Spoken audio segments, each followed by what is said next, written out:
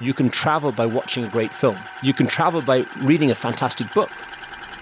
You can also travel by wearing a fantastic fragrance. And that's how we like to look at it. Memo is about finding your place of grace. And that's the essence of the brand. We celebrate places and we help people to find their place of grace. Because where you feel good, you see beauty. Where you feel good, you enjoy the people around you. So we're trying to create this wonderful world of beauty within Memo, with all of our destinations around the world, showing emotions, showing pictures, showing feelings, illustrating, so people can dive into this world of beauty, and try and escape.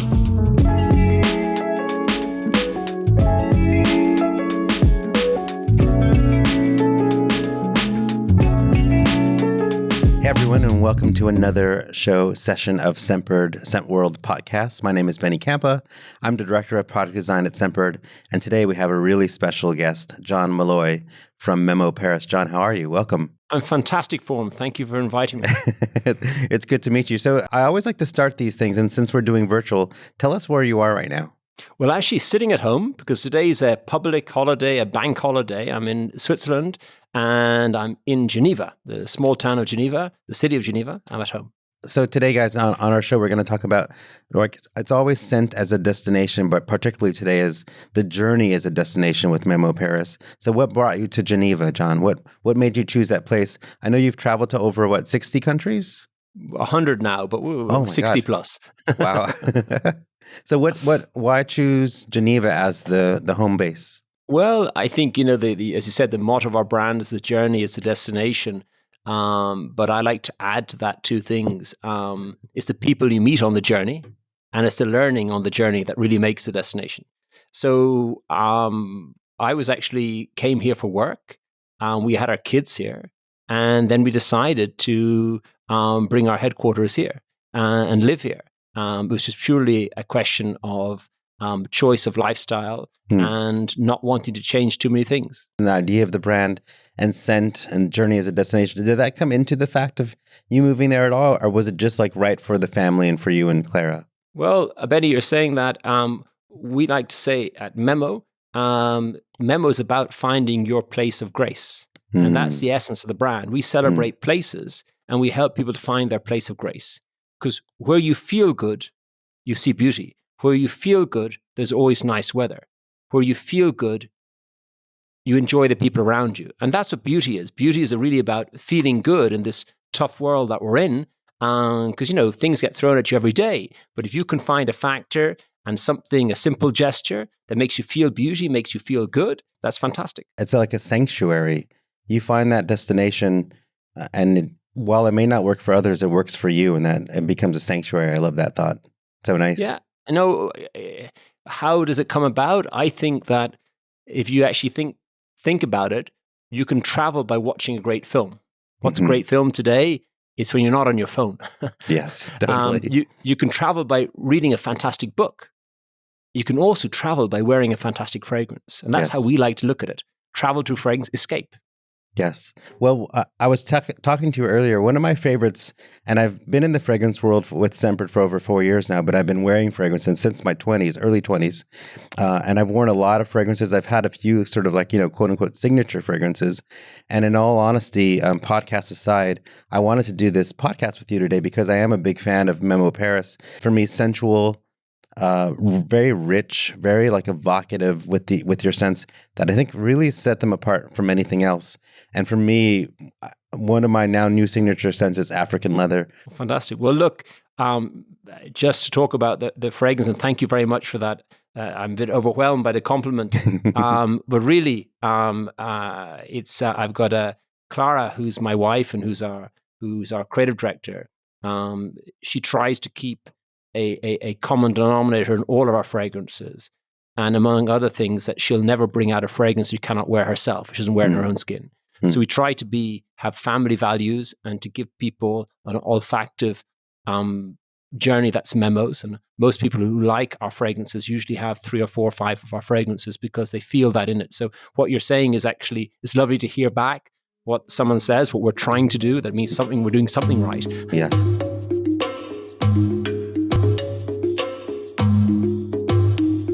So African leather is very dear to me because my mum is born and reared in Kenya. And so my mum was African before she moved to Ireland, where she met my father. Oh, wow. And I grew up with my aunts, my uncle speaking Swahili together when they didn't Oh, want the wow. children to hear what was being said.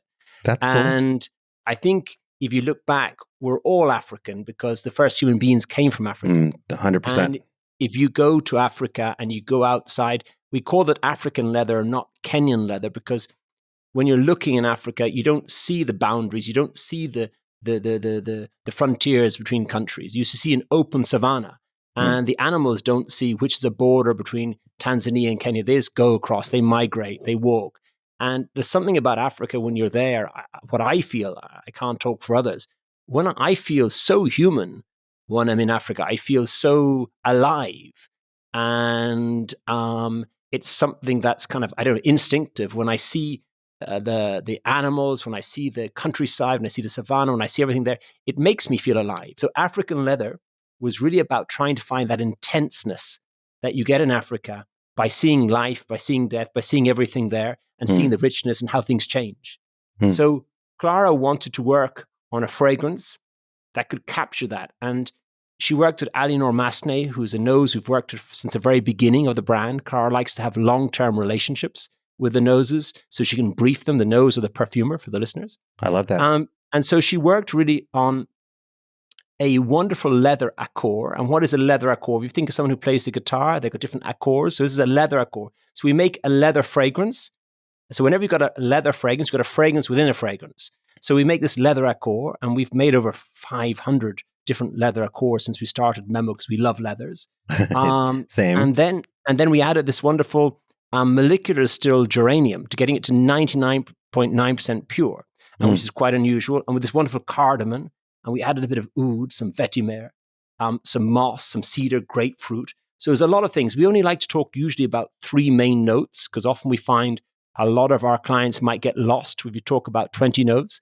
But it's quite a complex perfume, but it's something you wear and you feel this sort of heat with it. You feel this intenseness. Yes. And it evokes a lot of emotions for a lot of people.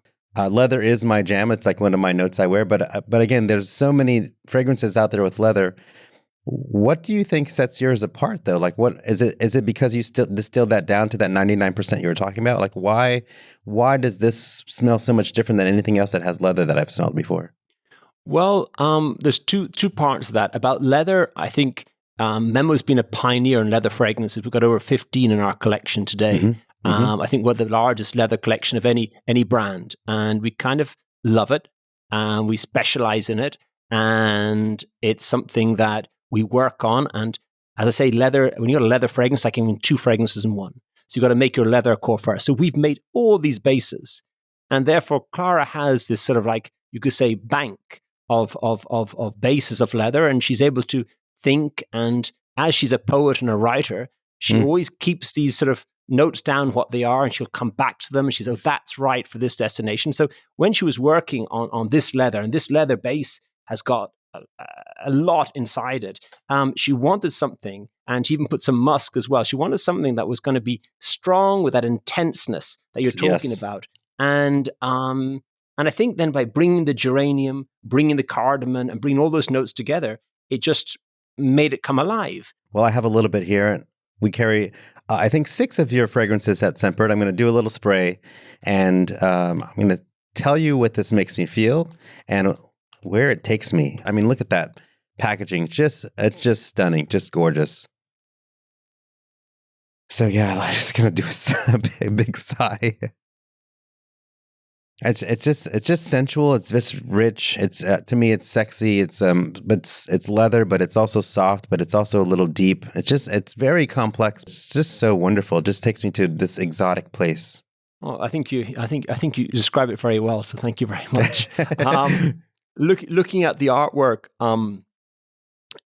Clara has insisted from the very beginning that we work in-house. So we make all of our artwork in-house. We don't go to agencies. And so that's how we built up this sort of, you could say, history of nearly 20 years.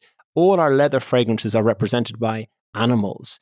And that's why you see on the different bottles, there's sketches, there's artwork. We try to bring it together. You see here in African leather, if you look at the actual cheetah is looking at the giraffe. And that was the idea. They could look out and giraffe. And the artwork behind, we like to work with illustrators to illustrate the story. And we work with young or energetic illustrators. This illustrator here is actually Alain Bouillard, and he is French. And he was able to work on this and just do it in a very nice way. So we work with different illustrators all around the world. But you hire them. They're on in-house, you said. No, the illustrator is outside. We invite the illustrator for so the artwork on the bottle is all done in-house. Oh, got it. And then Clara will either write herself, she will invite a writer to write a story about the destination once they've had the fragrance in their hands. But it starts the fragrance. And then she sends the bottle of the fragrance as you see it there to the illustrator sending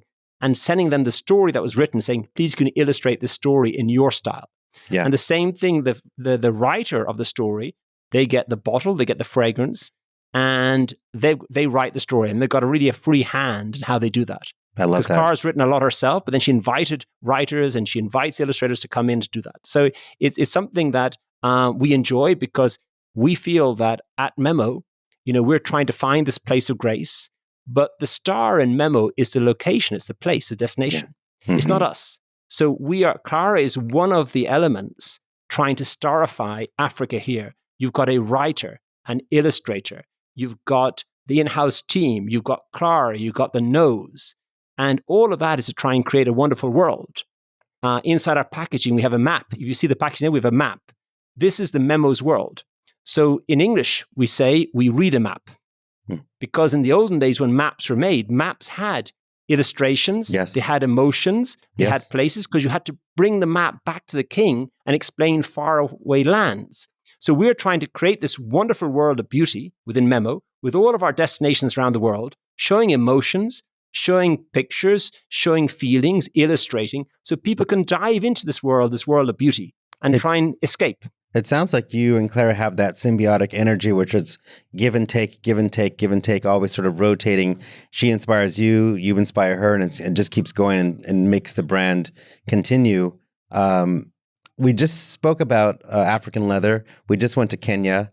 I want to travel to India now. Talk to us a little bit about Madurai. What sets this fragrance apart? What inspired you? What about India really kind of inspired you to make the scent? Well, I traveled to India, I must have been about 25 years ago. My uncle lived in India, and I got an opportunity to travel around Rajasthan and the north of India. And I just got bowled over by your senses. India is a place that your senses go into overload. You have everything, you see everything. Color, it's amazing. Yes. Color, food, life, everything. There's the noise, the sounds, all of your senses are constantly in the red when you're there. And it's so stimulating. And so when Clara was looking, when she picks a destination, it's got something that touches her. It's also the name. Because she's a poet, the name means something to her. So Madurai. Yeah. Mad, you or I? Mad jasmine. Madurai is if you look at India, it's down the bottom, down the south. You can, if you're looking at it, you can see across the water. You can't see Sri Lanka, it's a long way away. But it's if you look on a map, world map, it's not too far. But obviously it's a long distance. It's kind of to the left. It's to the left of Kerala. Everyone knows Kerala in the south. And in this wonderful, wonderful city, there's this amazing temple. It's called the Meenakshi Temple. And this temple has got so much color and so much beauty and so much history. Just by looking at it, it bowls you over. And there's a lovely story of its history. I'm not going to go into all the details now. But Clara had this, and she found this wonderful quality of sambac jasmine. Now, I know most people here in the scent world, they understand the difference between sambac jasmine and normal jasmine. And sambac jasmine is called Arabian jasmine. It's got also what you make your jasmine tea from. It's a jasmine that's, it's got a lot more muskier. It's a sweeter. It's a more sulfury type of jasmine. And so Clara was working this wonderful quality, and then she thought about this. Okay, and also jasmine. This sambac jasmine, it's actually grown in India. It's one you make when someone comes and you give them a wonderful full big necklace of jasmine. That's sambac jasmine. It's actually, when you smell it, it makes you feel so high. It's a wonderful. and it's a national flower of many countries. So Clara wanted to work on this sambac jasmine, and then she thought about how could she bring this color to it. So she added a bit of peach. And we worked on an upscaled peach, so taking it from recycling, from upscaling, upscaling the peach, and then we worked with an Indian turmeric essence. But there's lots of other ingredients there as well. So it's like oil of marigold. There's a beautiful Australian sandalwood. You've got a clary sage. I'm going to spray a little bit, John. As you keep chatting, I'm going to spray a little bit and continue. Fantastic. And so it brought it all together. And really this I think is the most uplifting, fantastic fragrance. And it's just grown and grown. And the bottle and the bottle design, I think it really talks for itself. And the fascinating thing I think about the fragrances in this one is that you are branding it in a way that maybe speaks to India, and it's also obviously so beautiful. But someone, like me might wear this and think, now this scent will always remind me of looking at Gaudi in Barcelona for some reason, whatever that is, because scent is a memory, and you're giving people the jumping off point of saying this is, was inspired by India, but where are you going to take it? Where are you going to wear it? What is it going to remind you of? Well, I think that's the wonderful openness of fragrance. People ask me when I travel around the world talking about our fragrances, can you please tell me, how do you wear fragrances? Yes. How should you wear? What are the rules? And I say, for goodness sake, guys and girls, really, the first rule in fragrances is that is no rules. Yes. You got too many rules with skincare, Yeah. You got problem, solution. You got too many rules with makeup. It's shadows, it's camouflage, all the time. Give yourself a break.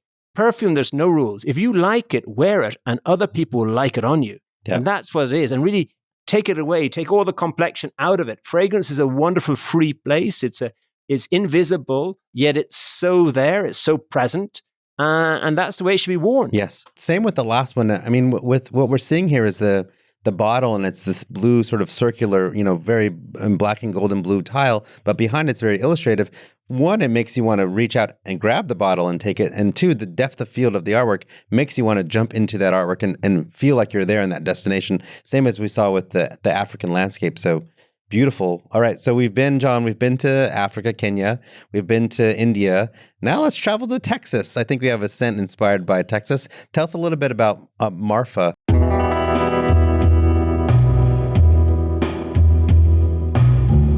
Marfa is, for us, an extraordinary destination.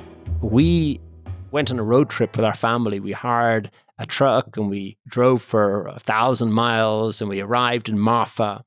And we'd heard about Marfa, we read about Marfa, we dreamt about Marfa. For those of you who don't know Marfa, usually there's 3 reasons why you will know Marfa. One is if you're born there. Secondly, it's the Marfa lights. People come from all around the world to stargaze. They have their trailers, they look up. And what a simple way of saying what the Marfa lights are is you look out your window of the hotel or your trailer at night, and you see these cars driving up the mountain, the lights at nighttime. And then in the morning you wake up and you open up your curtain and you look out and you see there's no mountain there. It was actually the stars playing at night. Wow. So people come there because in the desert, people come to look at the Marfa lights more around the world. And the third reason, which is one of the probably the magnet for Clara dreaming and wanting to visit and wanting to experience Marfa, is because of contemporary art. Because Donald Judd, the wonderful American artist who came from Marfa, and Donald Judd set up his foundation, and that started others coming to Marfa and setting up art foundations. And now when you go to Marfa, there's the most wonderful, in this village, which is so far away from so many other towns, you've either got to go in a private plane or you've got to drive for hours. And yet you come there and the experience is amazing. You're in a juxtaposition. You're completely out of where you think you'd be. You've got ranches around you. And then suddenly you're in this wonderful village and it's an amazing place. And if you look at the bottle of Marfa, Clara interpreted the stars at night as eyes. Wow. As if people were on those planets looking down. I can't wait to see this artwork. It's so good. And the eyes. So Clara interpreted like this, those looking down at us. Because all of those stars at night are the eyes looking down at us. And that's what she wanted to have. For me, John, and the beautiful thing about creative direction and fragrances, also interpretation. For me, it was my third eye. That's what I felt that was there. Like inside, it's part of my soul here. But so many people have interpreted this bottle in many ways. Yeah. But I think and that's what's great. Again, there's freedom. Everyone can interpret something, and that's what's great about art. Clara always told me at a young age with our joint love for art is that you don't have to love everything when you go into an exhibition or you go into a gallery. If you love one piece and it touches you and it stops you in your train of thought and makes you think, then you've had a successful day. Yes. And that's what I think about a fragrance. If one fragrance can stop you and it can take you somewhere, well, then it's great success. And Marfa, the fragrance itself, you want to smell it, it's got this wonderful orange blossom. Mm-hmm. It's got this tuberose, and the tuberose absolute that we're using, the tuberose is actually linked to the cacti family. It's kind of linked to the cactus that grow, and a lot of tuberose comes from Mexico, which is just across the border. And then we've got a triple white musk. And this keeps evolving, making this the most sensual fragrance. It really does keep evolving. I mean, I've smelled this one before. All of these I've smelled, but smelling it, and again, it's been a couple of weeks. It takes about 10 seconds, and you smell different things, and you go on that journey. It really is an amazing sensation to do that. Tell us a little bit more about the tuberose. I think you're capturing it, I think, in a way that is very unique to Memo Paris. So this tuberose, Clara wanted to capture within Marfa a modern way of seduction. If you look in the history, a lot of tuberose fragrances where this old-fashioned, you could say, what we consider old-fashioned today, seduction of where you show off your body to be seductive. And Clara wanted a new form of seduction where what you say, who you are, and how you can be different to be seductive. And that's what she wanted. She wanted a tuberose that stood out, a tuberose that had a soft part with the orange blossom, giving it this wonderful femininity at the same time. But with the triple white musk, never letting you really understand what is there as it really keeps evolving. 100%. And then at the same time, she really wanted to have a fragrance that can be enjoyed by everyone. I've got a lot of friends, both male and female. We don't have any sort of gender in our fragrances. And Marfa is great on either, but it's a wonderful fragrance that's really kept growing and growing all around the world for us. This is so well, African leather, I'm choosing it to be one of my staples. When I talk to people about Memo Paris, this is the one that I recommend they start with, that they try, because it starts off for me a little strong, but then it gets really complex, but then it gets soft.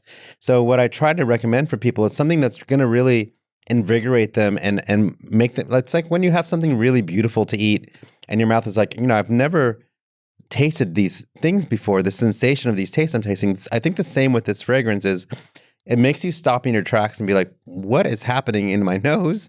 And I'm trying to figure out like all these sensations. And it's really just a beautiful journey to be on, to be able to experience those things. It's fascinating how you guys can make this. How do you make this? It's like magic. I think most people come back to us and tell us that this fragrance is extremely seductive. And a lot of people love it. It's their party favorite, and I understand, because it's something that keeps making me smile. Now we're going to go to Costa Rica, one of my favorite places. We're on quite a journey here. I love it for two reasons. One, surfing is one of my passions, and the rainforest. Right, you have both of these things in both areas. I was just there in 2018. It's a few years, but we're talking about Tamarindo. Well, I think Tamarindo is one of these destinations which captures a really, really vivid story. And we wanted to try and capture the idea of the Tamarindo beach, lying on the sand, underneath palm or underneath a tree. Yes. And just watching life go by. In the background, you can hear the surf. In the evening time, you can hear the chorus from the jungle like you can in the morning time, and to kind of get everything to fit in. And this is why we just thought it was a colorful, but yet the idea of sitting here as twilight, the sun's going down, just watching, looking out towards the sea. And this is a tiny, started off as a fishing village. And I believe, really Tamarindo came to life after a couple of films were made in Tamarindo, and that brought people from all around the world. And now it's a wonderful destination. I think people pop over on a flight from Miami. It's very easy. But it's Clara, when she made it, she wanted to kind of capture a vanilla that was so pure, like if it just came straight from the vanilla pod. You got this jasmine absolute, and you got this pineapple, but also within that you got, and I know why you like it, is because it's got patchouli in it. Yes. So you are quite, you do actually stick to what you say, which is quite good. So it's got a lovely cardamom, it's got a bergamot, and it's got a benzenoid with it as well, and it's got this patchouli. So not only do you get this wonderful starting off top note of pineapple, quite gourmandy, but you got the sophistication of the jasmine absolute, the vanilla, and then with this patchouli in the background, the bergamot as well.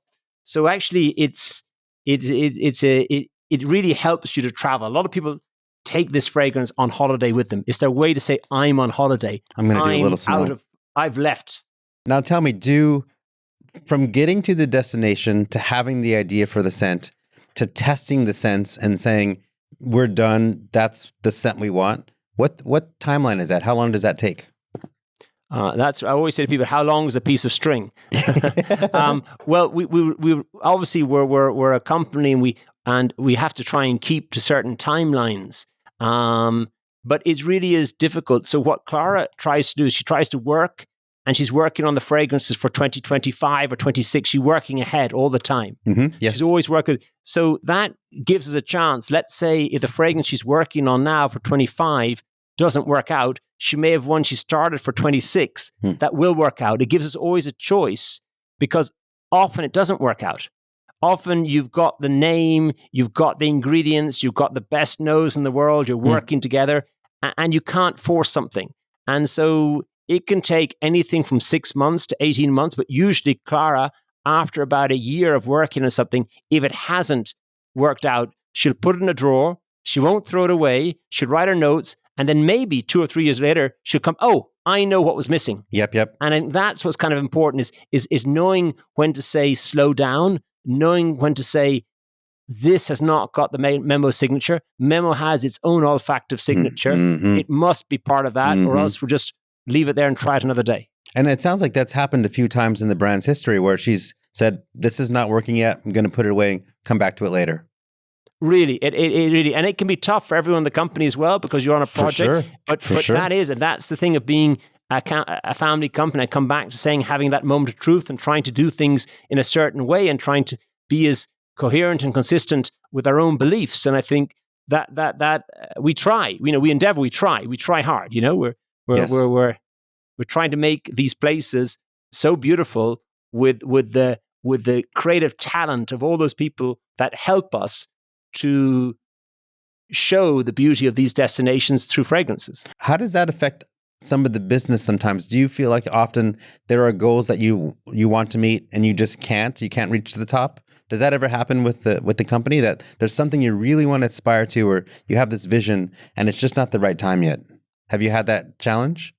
I think there's been a lot of, over the years, it's nearly 20 years since Clara and I started Memo. For example, I always say, I grew up in Ireland in a small school, and when there was an argument between two boys, the headmaster would come out and get everyone in a ring and say 2 2-minute rounds and chuck 2 pairs of boxing gloves on the floor. And so that means that, rather than having a scuffle with someone, it was kind of like an organized scuffle. Yeah. And I used to do a little bit of boxing. I tried to keep it up for a while. And, and I always say to myself, in business, it's a bit like a boxing match. You got to take a few, you got to duck and dive. You've got to, if you fall down, you're not out until they count to 10. Mm-hmm. So, you just got to get back up there again, get back into your corner. You got a good team, a good manager, people around you. And I feel that's the way it is. And I think that's when you're an entrepreneur and you're by yourselves with your company and your people, you got to keep going. And as long as you keep going and you attract great people and creative people with you, then there's always a place, because I feel good energy is contagious. Yes. I love your philosophy, John. It's quite beautiful. I 100% agree with you. I think the foundation to any success is a good partner and just having beautiful people around you to keep going. Speaking of keeping going, we're going to travel to Portugal now, I believe. Right? Okay. We're going to our 5th scent here, Sintra. So tell us a little bit about Sintra, and when was the last time you were in Portugal? I was in Portugal I've been to Portugal quite a few times, but last time I was in Portugal, it must have been now seven years ago. Okay. And I remember going as well because Sintra is just outside of Lisbon, and it's the most beautiful area outside of Lisbon. It was where all the royals lived. It's got the most beautiful palaces. Now they're hotels and gardens. The gardens are amazing. And one thing that Clara loves, as well as art and illustration, you probably get to it, is actually ceramics and tiles. You know, she's got a Spanish background. She's French. But her parents are Spanish. And so she's always loved tile work, ceramic work, and anything that's got an artistic flair like that. And so when you go to something like Sintra in Portugal and you see all of this tiling work that's done, and that was the inspiration for the bottle, the design on the outside of the bottle, you can see again. Let's take a look on that. And so she wanted to bring that, because even if you look around our own house here, we use a lot of different types of tiling. The house on the outside has tiles, everything. So we really like working with ceramic, and even our home line that we made was made out of teapots and teacups, of using fine porcelain. So the things we love, we try to put into the brand. So at Sintra was all about, again, coming back to ingredients Clara's used before. Talked about the last fragrance where it had a beautiful, we had orange blossoms coming out before. We had vanilla absolutes. Here we had with a musk, but a musk that is like a marshmallow musk. We call it guimauve because the French word is nicer than marshmallow. So it's like a musk with a marshmallow musk twist, an orange blossom with, again, this femininity up front, a lovely vanilla absolute, but also it's got a pity grain. It's got in it as well, and it's got a lot of musk. So if you look at how, when you're wearing the fragrance, it's kind of quite gourmand.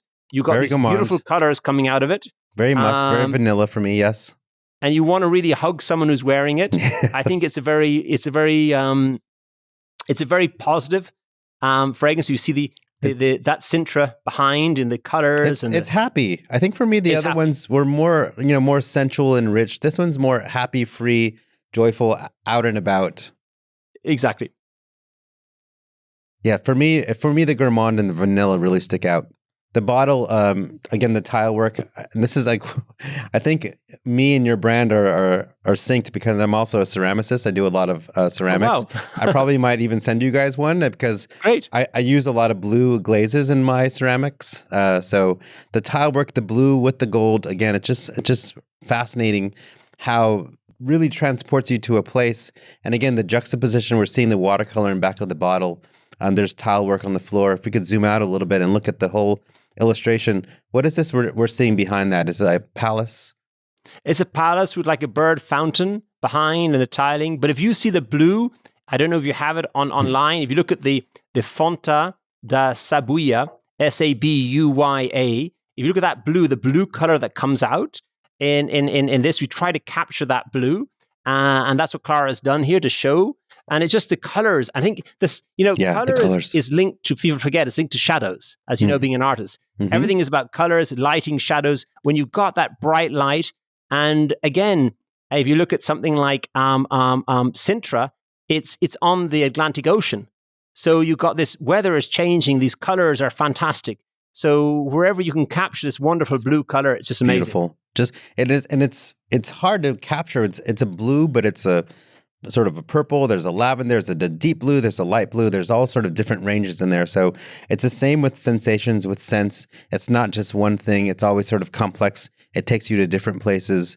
So John, any words of wisdom for someone who's going to dive into the Memo Paris brand? I'm sure they probably have tried a couple, but what's your overall advice and like sort of journey for them to explore and really dive into the brand? I would always suggest to give your nose a chance. Memo is called Memo because of your olfactive memory, which is your best memory of your five senses. Mm-hmm. If you can link anything to a perfume or to a scent, you'll always remember it. So true. When you go and you start smelling, if you like something straight away, it's usual that you smelt something similar before. Mm-hmm, yes. So I would say give your nose a chance. Often I tell our clients when they come to us, when we're sitting down, I say, look, smell it once, take it away. Don't try and think about it. 100%. Don't look at it, smell it again, take it away. And a third time, bring it back to you. then give your nose a chance, because we're trying to push boundaries. We're trying to create new olfactive points on the olfactive map. So by using the ingredients we use, we're trying to take you a bit further. So sometimes I always say that high quality perfume is like a stylist. If you had never worn skinny jeans and you don't want to wear them, sometimes you got to listen to a stylist, 100%. Try them on. Yes. They could look good on you. And that's what we are. We're trying to take you a further boundary, maybe take you to somewhere where you haven't been before. But once you get there, you'll really understand how beautiful it is, and you give your nose a chance. That's all I'm saying. Give your nose a chance. I love it. And I completely agree, because like pepper, vetiver, leather are more my jams, patchouli, but gourmand and like vanilla, not so much. But this, giving that a chance, took me to a place that I didn't think I'd want to go. And then I'm there, I'm like, I want to stay here for quite some time now. So I love that advice. John, it's been such a pleasure chatting with you. We've gone on a journey of destinations and scents. Speaking of traveling, to wrap up our call and our podcast and our session, I know this is a hard question, but if you had to choose out of the destinations you've been to, one destination that stay at for the next 10, 20 years, and if it can only just be one, what destination would that be for you? It depends if my wife is listening. No, okay. So if it were, let's do two. If it were you as with the family and just you alone. Okay, just me alone. Probably Irish leather. I had a privileged upbringing, and it brings me back to that. But obviously now I've got a new family, my wife, my children, and I think that there's many other fragrances that evoke that. But I think for me personally, Irish leather is somewhere my heart is. But maybe if I was to look at a second fragrance, I would probably say French leather, because of being Paris, the beauty of Paris, that Parisian attitude. Yes, it's where I met my wife. She's Parisian, she's French, she's beautiful, and I think that kind of reminds me of how special I am and how lucky I am.